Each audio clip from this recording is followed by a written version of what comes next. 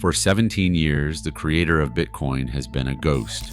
He revolutionized global finance, sparked a multi-trillion-dollar industry, and amassed one of the largest individual fortunes in human history, 1.1 million Bitcoin, currently sitting at over $118 billion. And then he just vanished. Since 2011, the identity of Satoshi Nakamoto has been the internet's ultimate unsolved mystery. Journalists, governments, and internet sleuths have chased dead ends for over a decade, pointing fingers at over 100 different suspects.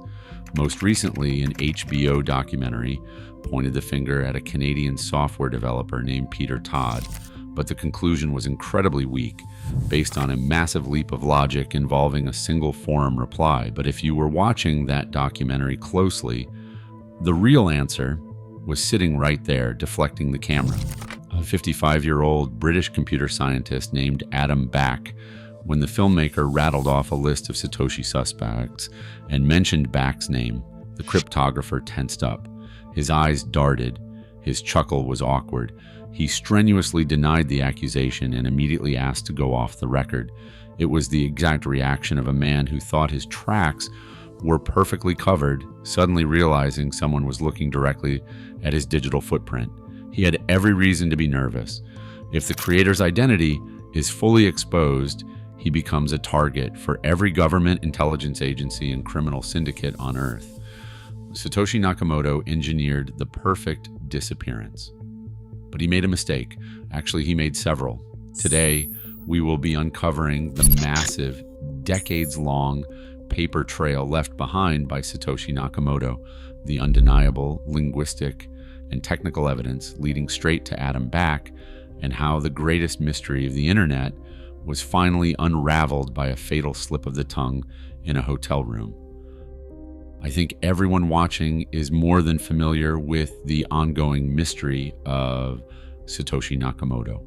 However, if you are not all caught up, here is a super brief overview of what is going on. After launching Bitcoin on Halloween 2008, Satoshi spent a couple of years working with early developers on internet forums to fix bugs and improve the code.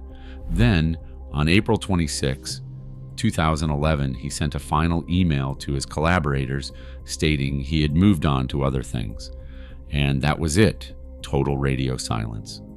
To fully understand how Satoshi screwed up, we have to look at the breadcrumbs he left behind and the deliberate misdirections he planted to throw people off his scent. Satoshi claimed on his online profiles to be a 30-something Japanese man living in Japan. But his writing told a completely different story.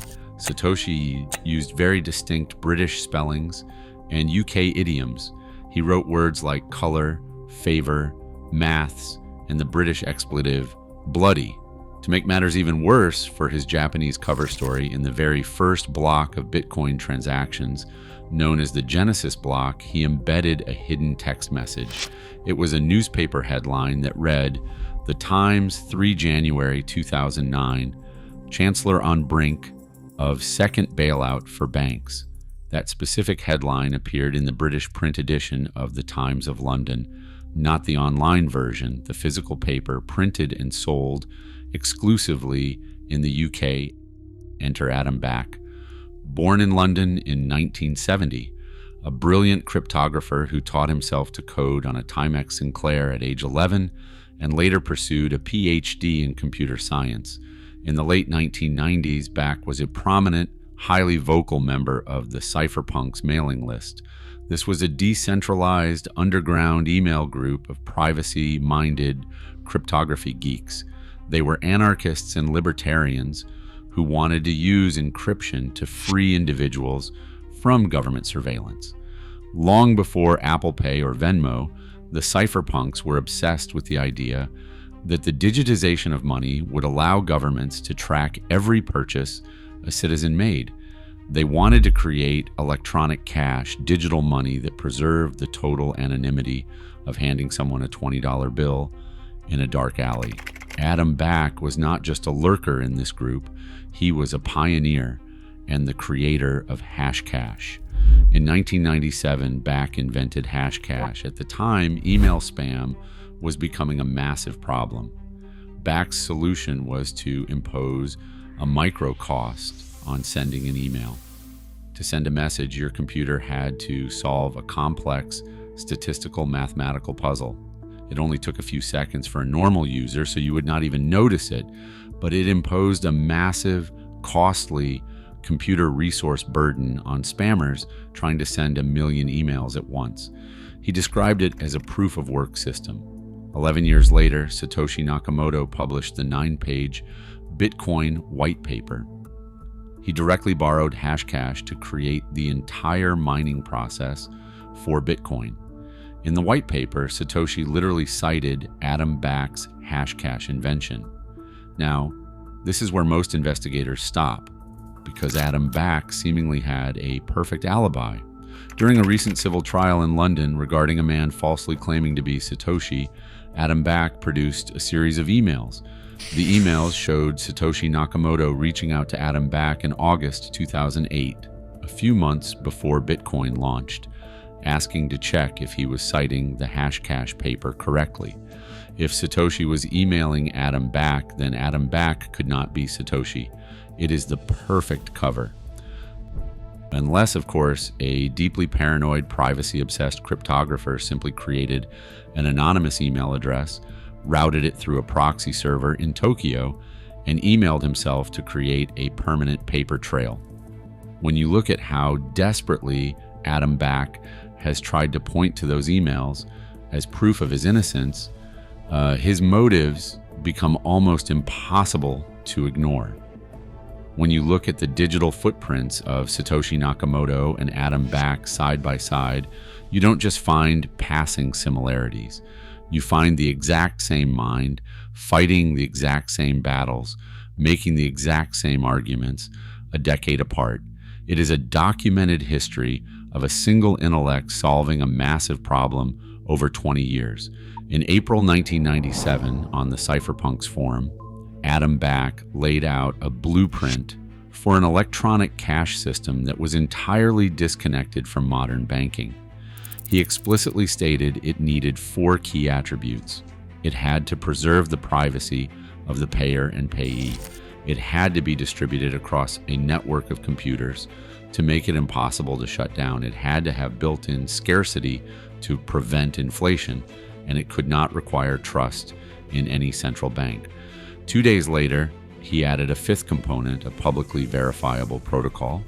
4 months later, Back introduced a feature rooted in game theory, solving what computer scientists call the Byzantine generals problem. He wanted a decentralized network where nodes would have to collude to compromise the system. 11 years later, Satoshi Nakamoto described the exact same architecture in the Bitcoin white paper. He said the network would work as long as a majority of CPU power is controlled by nodes that are not cooperating to attack the network. In 1998, another cypherpunk named Weidai proposed an electronic money concept called B-money. It used cryptography to anonymize accounts, but it had a fatal flaw. How do you mint the coins without causing runaway inflation as computers get faster? Adam Back responded to Weidai's proposal with a stroke of genius. He suggested taking his own invention, Hashcash, and using it as the mechanism to mint B-money coins. To solve the inflation problem, Back wrote that the system must require more computational effort over time. This is the exact architecture of Bitcoin. Satoshi Nakamoto combined Hashcash and B-money and programmed the software so that puzzle-solving difficulty automatically increases as computer chips get faster, keeping the block time to an average of 10 minutes. Adam Back literally pitched the mechanics of Bitcoin a full 10 years before Bitcoin existed. The parallels do not stop at the code. They extend to their exact worldview and ideologies. Both men shared a deep paranoia about centralized servers and an intense hatred for copyright laws. Back made Hashcash open source. Satoshi released Bitcoin under an open source MIT license. They both established nearly identical developer mailing lists to post bug fixes in the exact same format, but the most glaring ideological match was their shared obsession with the music downloading service Napster. In the early 2000s, the file sharing service Napster was sued into oblivion by the music industry because it relied on a central server. Adam Back was appalled. He shared a legal paper on the forum detailing all the legal threats makers of peer-to-peer software then faced. He concluded that the safest thing for developers to do was to publish software completely anonymously. In May 2000, he warned that peer-to-peer software like Nutella would survive because it was truly decentralized. He wrote that Nutella stands a much better chance of success because Napster servers, being central, can be closed down. Nutella basically cannot be shut down. 8 years later, in November 2008, Satoshi Nakamoto used the same cautionary tale. He wrote that governments are good at cutting off the heads of centrally controlled networks like Napster, but pure peer-to-peer networks like Nutella and Tor seem to be holding their own. Governments, he implied, know how to take down a single target, substitute the music industry for the global banking cartel. If the creator of a decentralized currency that threatened the global monopoly on money was identified, government lawyers would know exactly who to go after. He would be crushed, prosecuted. The only way the project survives is if the creator does not exist. But here is where the timeline of Adam Back becomes completely inexplicable and where his master plan starts to show massive cracks. For over a decade, Adam Back was one of the loudest, most prolific voices on the internet regarding electronic cash. He debated it endlessly. He designed the precursors to it. But when Bitcoin, the exact flawless manifestation of his life's work, launched in 2009, Back was completely silent. He entirely ignored the most revolutionary cryptographic invention of the century. When he was later asked about this on a podcast in 2013, he claimed he had been very interested technically and had participated in the discussions about Bitcoin in late 2008.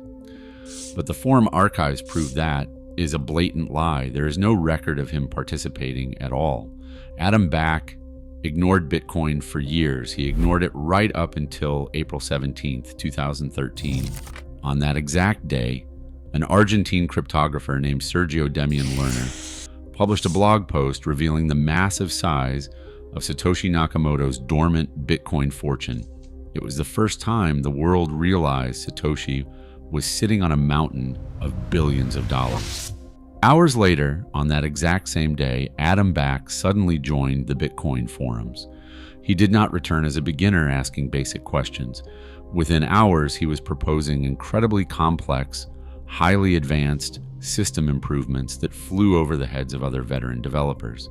Within weeks, he was demanding Wikipedia restore Satoshi's dedicated page. And within 18 months, he founded a massive startup called Blockstream. He poached the top Bitcoin core developers from companies like Google, raised $1 billion in funding, and effectively took absolute control over the digital currency's technical direction. It was the exact move you would make if you were Satoshi Nakamoto, returning under your real name to take back the reins of your own creation without exposing your secret. Adam Back's ego could not let his creation evolve without his direct input. The control he exerted became violently clear in 2015. The Bitcoin community fractured in a massive civil war over a proposal to increase the block size of the network. A faction of developers wanted bigger blocks to allow for more transactions. Adam Back fiercely opposed this. He argued that bigger blocks would make running a node too expensive for average users, forcing the network into the hands of giant corporate data centers and destroying its decentralization. Back fought viciously on the developer forums, calling the big block proposal incredibly dangerous in increasingly strident tones. But he was losing ground. The community was turning against him. Then, out of nowhere, a miracle happened. Satoshi Nakamoto, who had not spoken to the developers in over 4 years, suddenly sent an email to the mailing list. The email called the big block proposal dangerous. It used the exact same terminology Adam Back had been using for weeks. Words like technical, trivial, robust, and consensus rules. Satoshi ended the email by denouncing the developers pushing the big blocks. He wrote, "This present situation has been very disappointing to watch unfold." 4 days later, Adam Back went on to the exact same forum thread in the middle of an argument and typed, "Very disappointing." If you want to hide on the internet, you can use Tor. You can use an anonymizing network. You can route your emails through LLCs in Tokyo, but you cannot hide your muscle memory. You cannot hide your subconscious linguistic fingerprints. To finally put the nail in the coffin, journalists teamed up with data scientists using artificial intelligence and forensic linguistics experts to run the ultimate stylometric analysis on the early internet. They pulled the archives of the cypherpunks, cryptography, and hashcash mailing lists from 1992 to the day Satoshi appeared in 2008. Over 34,000 users had posted. They stripped out the spammers and inactive accounts, reducing the pool to 1,615. They removed anyone who had never discussed digital money, leaving 620 primary suspects. Together, these 620 highly skilled cryptographers and coders had written over 134,000 posts. They fed the Satoshi Nakamoto white paper and forum posts into an artificial intelligence model to extract his unique grammatical quirks, typos, and punctuation errors. They found that Satoshi had a pathological inability to use hyphens correctly. According to standard style books, Satoshi made 325 distinct hyphenation errors. The most glaring was his use of the term proof of work. In computer science, this is a compound noun and should not be hyphenated. Satoshi Nakamoto always hyphenated it. Out of all the tens of thousands of users on the cryptography forums, only 8 people repeatedly hyphenated it. They kept filtering. They looked for people who confused its and its. They looked for people who placed the word also at the very end of their sentences. They screened for people who alternated between the American spelling of optimize and the British spelling. They filtered out anyone who correctly hyphenated words like file sharing but failed to hyphenate double spending. The numbers dropped aggressively. 620 suspects, 114 suspects, 56 suspects, 20 suspects, 8 suspects. When the data scientists applied every single one of Satoshi's unique grammatical errors, spelling variations, and punctuation mistakes, the massive database of 34,000 suspects was violently reduced to exactly one man, Adam Back. The data was bulletproof. The motive was clear. The timeline was perfect. The only thing left was the confrontation. Investigative reporter John Carreyrou tracked Adam Back down at a Bitcoin conference in El Salvador. After initially being blocked by security, he managed to secure a meeting in Back's hotel room. Back was now the chief executive officer of a massive Bitcoin treasury company backed by Wall Street giants. He sat across from the reporter in a black t-shirt, looking relaxed. But as the reporter laid out the evidence piece by piece, the atmosphere in the room completely shifted. The reporter presented the matching code, the identical Napster theories, the 1997 blueprints, the hashcash connection, the hyphenation errors. Back shifted uncomfortably in his seat. His face reddened. He had no explanation for why he disappeared from the cryptography lists the exact moment Bitcoin launched. He had no explanation for his lie about participating in the early 2008 discussions.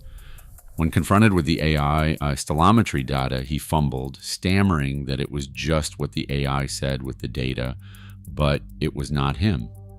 He defensively chalked it all up to a massive series of impossible coincidences. He denied being Satoshi over half a dozen times, but his denials sounded rehearsed, almost corporate. At one point he said, "Clearly I'm not Satoshi, that's my position." It was the phrasing of a chief executive officer managing legal liability, not a man falsely accused of creating a $118 billion fortune. But then, as the pressure mounted, his ego got the better of him, and he made his final, fatal mistake. The reporter brought up a famous quote from Satoshi Nakamoto. In a 2008 forum post, the anonymous creator was frustrated trying to explain his complex invention to normal people, and Satoshi wrote, reading, "I'm better with code than with words." Before the reporter could even ask the question, before he could even explain why he was bringing the quote up, Adam Back interrupted him. Adam Back leaned forward and stated, "I did a lot of talking, though, for somebody. I mean, I'm not saying I'm good with words, but I sure did a lot of yakking on these lists, actually. I did a lot of talking." For a fraction of a second, the mask slipped. He did not defend himself against the quote. He instinctively justified his own behavior as the author of the quote. He spoke about Satoshi's writing habit in the first person. The 17-year ghost story dissolved right there in that hotel room. Adam Back's ever-expanding genius led him to pull off the greatest digital magic trick in history, completely revolutionizing the financial world while staying entirely in the shadows. But unfortunately for him, that same genius blinded him to just how massive his own digital footprint was. He is currently acting as the chief executive officer of a multi-billion-dollar operation integrating Bitcoin into Wall Street. He may never move those 1.1 million original coins. He may deny being Satoshi until the day he dies, hiding behind his corporate position and his carefully constructed alibis.